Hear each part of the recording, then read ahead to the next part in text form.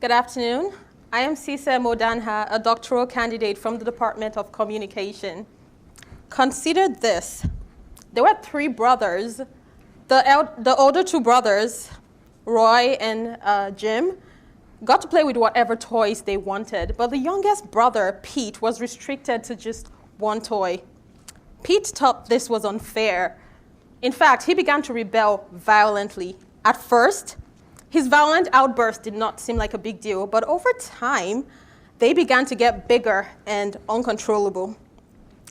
It may not seem this way, but many extremist terrorist groups began that way. And I'm not talking about the family situation, I'm talking more so the nature of the conflict. I conduct several kinds of media analysis on terror threats, crises, and terrorism in the media. My dissertation focuses on decoding terrorist messages for intentions and plans.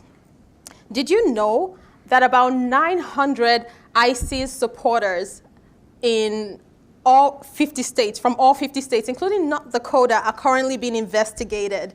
And this is just 900 from ISIS groups, not other terrorist groups in the US.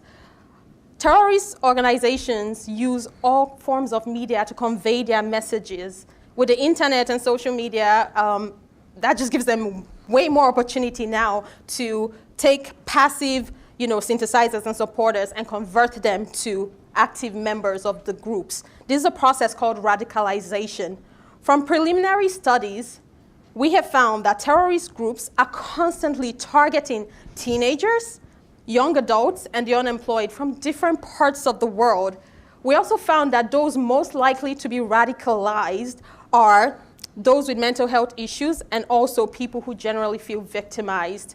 On a societal level, we found that societies with hostile relationships and disparities in terms of political, social, and economic stance are fertile grounds, fertile avenues for the rise of extremist terrorist groups.